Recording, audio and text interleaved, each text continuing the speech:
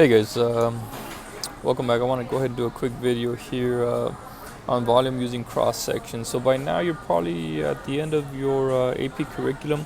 You guys should be doing volume. Now you guys are going to get a question involving cross sections, and I'll go ahead and do another video just to kind of give you as many examples as possible. But I just kind of want to do this simple one so you guys can understand the gist of what they're trying to ask you. Now, basically, when you have a cross section, okay, you see this red line here. This is the base of your shape. So there's basically 4 or 5 basic shapes that you can have. You can have squares, which is pretty much one of the most common ones.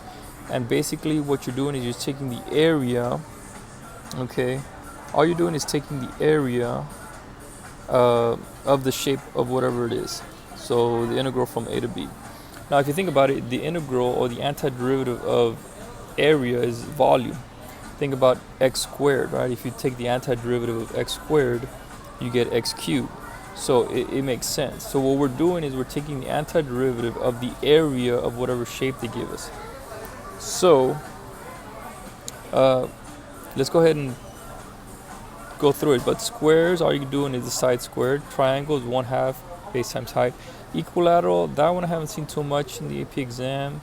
I don't think I've seen it, and it's just square root of 3/4 s squared. And then the semicircle is pi over 2 r squared. Now I think the most common ones are the squares and the semicircle, but let's go ahead and do this real quickly.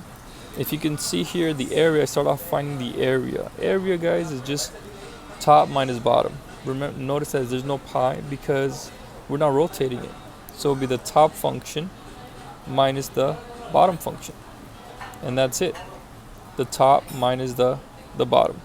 No pi, no square, just the top function, which is the cosine, minus the bottom, which is x minus 2 squared.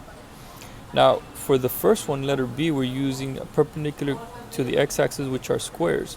So it's the side squared, and if you notice, we're talking about this line here. Well, how do I figure that line? Well, it's the top function minus the bottom function. Okay, and that's what it is. So it would be the top minus the bottom, and it's squared. Why is it squared? Because it's a square, side squared. That's the area of a square.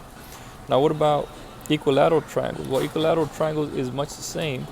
The only thing is now square root of 3/4. I just went ahead and put it outside and did the same thing. S squared is the top minus the bottom, and it's squared just because that's the area of a rectangle, of a square. Okay, top minus the bottom. And the last one, it's a semicircle. This is the one that's a little bit tricky. Well, semicircle is half of a circle, and it's pi over 2.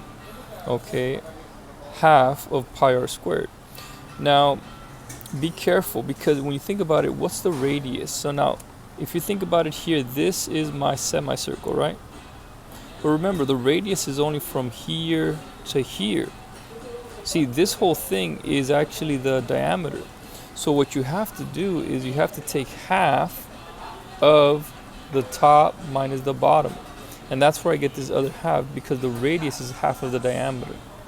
And hopefully that makes sense. And then take out this guy outside, and then same thing, top minus the bottom. And hopefully that makes sense, guys, and you kind of understand and see how they're all interrelated. And after you get a hang of it, it's not very difficult at all to set them up. All right, guys, I'll try to go ahead and do another one and give you as many examples as I can.